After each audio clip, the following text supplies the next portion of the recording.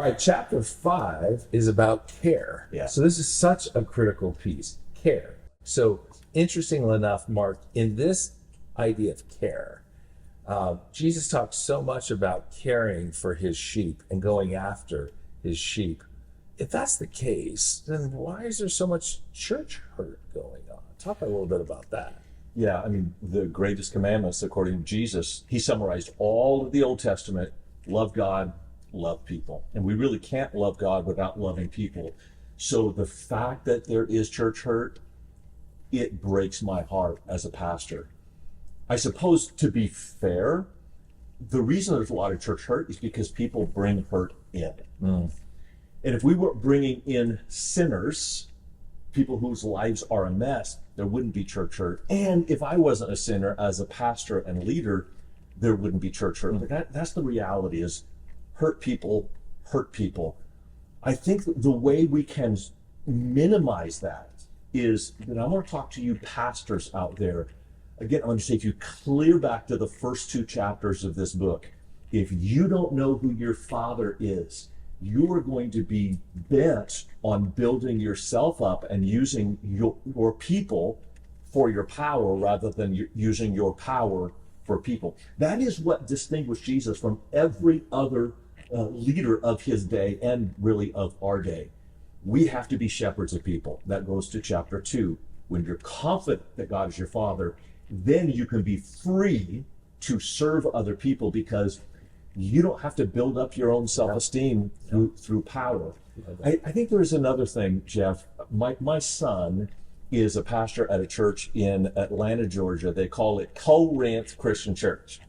Corinth, because they wanted to name themselves after a New Testament church, right? Corinth Christian Church. And I taught for one time. I said, you guys realize that Corinth was the most screwed up of all churches?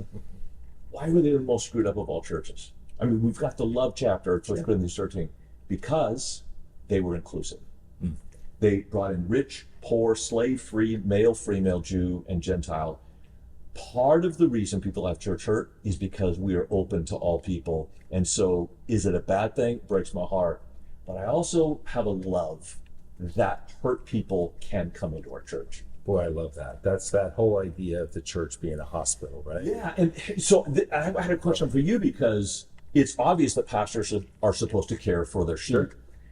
Does a business leader in the marketplace, do they have the same kind of shepherding instinct, or should they have the same kind of shepherding instinct to care for people? That's a great question. And my take on it is they absolutely should. Not to win an award for being a great shepherd, but selfishly, because when you care for those underneath you, they will perform well. And so I love the idea. Wait, that's kind of sneaky. A little bit.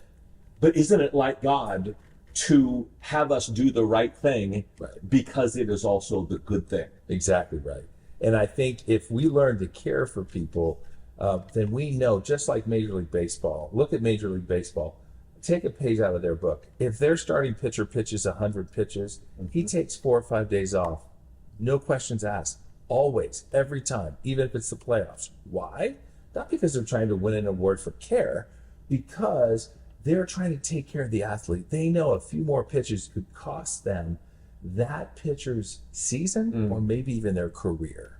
And so they care about the athletes. We need to do that. We need to do that in our churches. We need to care for our pastors and our people and make sure that, if for no other reason, we're caring for them because we want them to be able to do a wonderful service to those people out there. So it's a little self-serving if you think about it, but I think the marketplace could take a page out of Major League Baseball's book and say, care for your people. And they're going to last longer. Could take a page out of the marketplace and say, care for your people. And one of the things that Jeff did when you came on staff, it just struck me, is you actually paid our married staff to go on dates.